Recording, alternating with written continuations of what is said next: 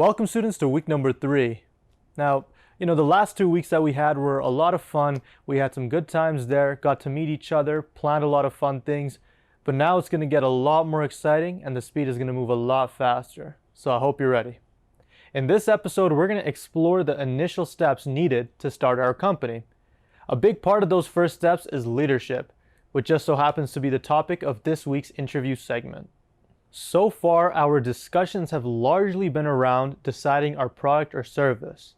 This is normal, and this process can take some time because, again, the product or service is the centerpiece of our entire company. What we're going to do is build around our product or service. With that being said, it is time to start to close in on your final decision because starting next week, we're really going to start taking the next steps in our company. Our next big move is to determine who is going to go into what department. This is called determining our organizational structure. Each department has an elected leader, and then there's another elected leader who oversees your entire company. Next week, we're not just going to finalize our organizational structure, but we're also going to choose who the leaders of each department and our overall company is going to be. Every team has to fill 6 executive positions. Again, these are the leaders of your company. And students, you each have the opportunity to run for one of these positions. Matter of fact, it's something that I encourage each and every one of you to do. Try for at least one of those positions. It never hurts. I wanted to give you a heads up right now that all elected executives have to attend a mandatory session on November 15th that will last from 6 o'clock p.m. to 8:10 p.m. This is a virtual one, of course. This session is always super fun. Not only does every executive get to learn about multiple aspects of their role, it's also time for you to get inspired, empowered, and motivated for the exciting year ahead. On top of the training, we're also going to have a fun little competition. More details will be revealed next week. To keep with the theme of what we're going to do to continue as a company, I might as well tell you about what you will do after your executives are elected. And that's getting your hands on the resources required to start your business. To do this, we need to know exactly what we need, how much of that we need, and the cost of all these different things. We can explore all of these different things through a process called the break-even analysis. This process lets us run through a bunch of different scenarios with our prices and our costs, and it allows us to make the best and most intelligent decisions. Although we won't be going out and buying all these resources just yet, I encourage everybody to start to build their understanding of this analysis process. If you want more information, be sure to watch this video, which can be found in the card or the description below. Next up, we have the interview portion. This week, our guest is Melissa Frum, who is the president and CEO of JA South Alberta. This week, we talked about leadership and how it pertains to all of you in the company program. Melissa is the leader of JA South Alberta, so she definitely has a lot of unique insight, both on the student side and just general leadership. Students, she's been working with young leaders since all of you were toddlers. So trust me, she does have a lot of insights, and what she has to say will definitely help you on your journey throughout the company program. I also want to say this before I get called the biggest hypocrite on the face of the earth. We recorded this interview in person prior to the current set of provincial restrictions. With that, I want to reiterate that it's important we follow any guidelines that are set out for us and always prioritize the safety of ourselves and our fellow team members. Without further ado, here's the interview with Melissa Frum. Welcome to the interview segment, students. As I mentioned before, today we have Melissa Frum, who's the president and CEO of JA South Alberta. Hi, Melissa. How are you? Doing good. How are you, Josh? I'm very good, too. Thank you so much for joining us. Now, I have a good idea of who you are, but I'm sure a lot of the students and maybe even some volunteers, they don't know you too well just now. So to start, can you tell us a bit about your journey and how you ended up at JA? Yeah, for sure. So I graduated with an undergraduate degree in business, and from there went on to work in the private sector, and I found myself as the regional director of a Canadian retailer, really being a road warrior, going from store to store, just making sure operations were running smoothly and managing the managers. And from that position, I kind of grew tired of that, and I really fell into the nonprofit sector accidentally, just through a connection my husband had made with an organization that was just getting started in Canada. And so they were looking for someone with a business background and and just getting started. And so I made that jump, and it was really not only my foray into the entrepreneurship or into the nonprofit sector, but also like a foray into entrepreneurship, because we were starting a charity from scratch. And so I learned a lot about the nuts and bolts of the nonprofit sector through that experience, as well as just management and overall business, because at the end of the day, when you're running a charity, there's a lot of the business fundamentals that still cross over into the work that we do. And through that work with International Justice Mission and getting them started in Canada, and doing all the paperwork to get them registered as a charity and to do international work, I learned a great deal of the nonprofit sector. And then when my spouse and I relocated to Calgary, I wanted to continue in the sector, but I wanted the opportunity to work in a different field of the nonprofit sector. And so I chose to join an organization that was doing more local work, where I could learn a bit more about what it's like to work in the nonprofit sector at a local level as opposed to the international humanitarian side of things. And that's where I found myself at Junior Achievement, working as Director of Fund Development and Marketing, and started with the organization 11 years ago. And about 5 years ago, I moved into the CEO role where I am now. Very good to hear. Yeah, that's a great story, and something I'm just now realizing with your journey is that you every little part, like having an undergraduate in business and working in a nonprofit, wanting to help the local community, all of it kind of came together at JA. So that's really cool. Now, specifically, our topic this week is about leadership, right? And leadership, especially when you don't have that experience and you haven't seen it a lot, right? People might have a bunch of different perceptions. So for our students who are kind of unsure about what leadership means to them, can you give them your definition of leadership? Yeah, for me, leadership is really, it's really about influence. I'm very conscious that I don't believe that leadership is synonymous with management. I think there are managers who are not leaders, and I think there are leaders who don't have any title or any subordinates or any authority in their organization. And I think of my own career and times in my life where I haven't had a big title or a big paycheck or a lot of subordinates underneath me, but I've been in a position where I could still have influence among my peers and in the organization. And the flip side of that maybe there's been times when I've had the title and I've had the subordinates, but I haven't managed myself or handled myself in a way that's really garnered the influence with the people that I'm working with that would make me a leader. Right. Yeah, that's a great definition. And this week, students are in their executive election week. So some people will get that title, other people won't, right? And my question for you is even when you don't have that title, so this year it might be Vice President of Finance or President, even for the students that didn't get that title, what can they do to be a leader in their groups? That's a great question. And sometimes the title almost can be a burden in terms of influence, because it makes it a little bit harder, and it's almost sometimes an obstacle to overcome. And so I really want to encourage students that either they don't win the election or they choose to not even run, that they have a great opportunity to be leaders in their companies. And I think, part of leadership is leading by example, and the things that you want to see in your company, whether it's your corporate culture or whether it's your sales targets and the products that you're manufacturing and the quality that you're putting into those products, that you can lead by example in the way that you live out those values. And I think then the second piece to that is in how you encourage others to come alongside you in those values, and making sure that you're doing that in a way that really is encouraging and influencing people in a positive way. Sort of the old saying of like, you can use a carrot or you can use a stick. And I always think a carrot's better. And so I think that, that those are some ways I think people, whether they have a title or no title, that they can just step up and lead by example and be an influence and an encouragement to others in how they want the company to move forward. Right. As you said, a leader doesn't always need a title. You can be a leader and influence change if that's something you decide to do, right? So why should students take on that extra challenge? Because it can sound like a lot of work. It can be challenging, even uncomfortable, some of them. But why do you think it's important for students to take that step?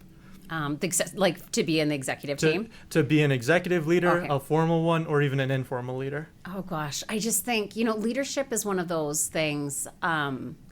It's kind of a fact of life. There's a lot of opportunities in life to be a leader, whether it's formal or informal. And I think it's it's just a really high calling, you know, like it's one of those things that when you do it and you do it well, you know. Right. And you feel great about it. And the end results speak for themselves. You will have a more successful team and a more fulfilling experience, whether it's in your JA Company program or in anything else you do in life, if you approach it with that mindset of being a leader, leading by example, and influencing and encouraging others. Right, makes sense. And then my next question, just stepping outside of the company program, of course, there's lots of opportunities to be a leader there, but let's say day-to-day life, like when students are at school or they're pursuing their other passions or hobbies or with their families, what are some habits that they can begin to incorporate day-to-day so they can become better leaders? You know, I think over the course of my career, one of the things that has really served me well and continues to really be sort of a fundamental part of my leadership is just in encouraging others and connecting with people. Sometimes it's as simple as asking someone how their day is going. Sometimes it's asking, what can I do to help? Right. Sometimes it's just saying, good job. And sometimes we say that in different ways. Sometimes good job is a high five. Sometimes it's a cup of coffee. Sometimes it's taking someone for lunch or buying their favorite treat and just leaving it on their desk. But I think that, you know, a lot of those things are really small. Like when you really think about it, it's not much effort to tell someone they did a good job. It's not much effort to buy someone a cup of coffee to thank them for some hard work that they did. Right. But those are the things that for me and my career have gone a long way when someone has done that for me. And I think that for the people who work for me, that goes a long way for them as well. I can confirm it really does. Always does. Yeah. So I think that, you know, to build that into your life as a habit and as almost a part of your lifestyle, to be an encourager, it will serve you well, whether you're in a formal or an informal leadership role, whether you're a leader or a follower, Right. in community and in family and in the workplace. Okay, yeah, no, a great answer, and thank you for sharing that. In the company program, students are going to have lots of opportunities to take on these leadership positions, to communicate. I guess something I want to share with my own experience is that you really just have to jump into it, even if you're uncomfortable with it or if it's a shaky thing, because the first step is just to change any perception you might have about leadership. So especially when students are younger, right, they really just have to embrace that role because you don't really understand it until you try it out. Is that something you think is fair to say? Yeah, communication is huge, and it's a combination of making sure you communicate. And I know I can fall into this trap sometimes too, that you have something so planned out in your own head that you don't always do it justice when you're trying to get others on board. And I'm sure that there are members of the JA team that would agree that, you know, sometimes they're left kind of scratching their heads going, we don't really understand what you want us to do now. And so making sure you communicate clearly is definitely one part of it. But the secondary part of that I would speak to, and certainly being here for 11 years and seeing a lot of student leaders come and go, Right. I think one of the things that I've probably seen as a weakness for a number of student leaders over the years is how we communicate. And I think, especially when you're leading your peers, it can be very difficult because you want to make sure that you're seen as the leader and you want some authority. And so it can be really easy to kind of come into those situations a little bit too strong, a little bit too authoritative and not collaborative enough. And I would just really encourage our student leaders to really step back and make sure that check your tone, make sure that the way that you're communicating is going to come across in a way that is going to garner influence and not just sort of a command and control. Right. And you know, when I think about leadership, I often think about Dale Carnegie and his most famous work, which is How to Win Friends and Influence People. Right. And I would really encourage anyone who's taking on a leadership role in company program this year to take a look at that book and think about how that can shape and influence their leadership path and their communication style in their teams. Yeah, great book. I was 20 when I read it, so I'm just trying to figure out if I was 15 when I read it, maybe I'd be a millionaire by now. You never know, right? But yeah, and that's great advice as well. So I guess just kind of wrap up, leave with a good feeling. You have lots of great experience as a leader, and I wanted to know what you feel like the most exciting part of leadership is. Oh, you know, for me, I think especially at Junior Achievement, having been here again for 11 years, I've seen not only a lot of students come and go, but I've seen a lot of JA staff come and go. Right. And it's pretty common. We have a young team at JA. Yep. and so it's really common that this may be someone's first or second job out of university, and it's an opportunity to learn about the nonprofit sector. It's an opportunity to learn how to be a professional, and then people go on from here into other things. And I think just one of the greatest privileges of the role that I have here is that I get to be a part of people's journeys. I get to be part of their career development. I get to be part of shaping them for whatever their next thing is. And, it's self-serving in that it just feels good, but also in that I get to see people go on to do other things. And we have employees who have worked for us here at JA who are now, running the Tell Us Why's anti-bullying campaign, and employees who are running other nonprofits in the city and working for post-secondary institutions. And it broadens my network, because I'm able to now go to those people and ask for them to support junior achievement in various ways. Right. And so I think for me, that has been the greatest sort of privilege and blessing that has come out of leadership, is getting to see other people grow. And I think through company program, there's such a great opportunity for our mentors and our student leaders to play that role as well, to have the opportunity to see how other students can flourish and shine and grow. And, when you move on from company program, and 10 or even 15 years from now, you will be in your professional careers, and you will have the potential to have this network of young people that you were doing business with when you were 15 or 16 years old. And you never know where the people in your group are going to end up. Is the next founder of Skip the Dishes in company program right now, or ND Mattresses, or Minhouse Brewery. Like, these are all people who did junior achievement, and you want to have those people in your network. Definitely, yeah. Just hearing you describe it, I'm feeling better about it right now too. And I know the people, including myself, whose doors you helped unlock to get to where they are, I know they're very grateful too. And yeah, students, networking is a big part of this. The friends in your company, it's already amazing, for me at least, being a student in the program, just how far they've pushed themselves. And that's a great feeling too. Unfortunately, Melissa, that's all the time we had today. Thank you so much for taking a few extra minutes to talk with me here. Did you have any final words for the students? No, I'm just super excited about this year. I hope you guys are able to meet in person as much as possible, and I'm really looking forward to some good innovative products this year. Yeah, it's going to be a great year. Already looking awesome. Thank you so much, Melissa. And there's the interview segment. Once again, I wanted to thank Melissa for taking a little bit of time to talk with me about leadership. I have the privilege of working directly with Melissa, and I learn a lot every day. And with this interview segment, I hope all of you learned something from her too. To wrap up, as usual, I want to review everything that we should be getting done during week 3. Next week is going to be super busy, and it's also when hard deadlines are going to be introduced for every team. So this week, let's get ahead of the curve and work on whatever we can to make that easier for us. By the end of week 4, you're going to have to hand in your product or service approval form. That means you have to make your final decision really soon here.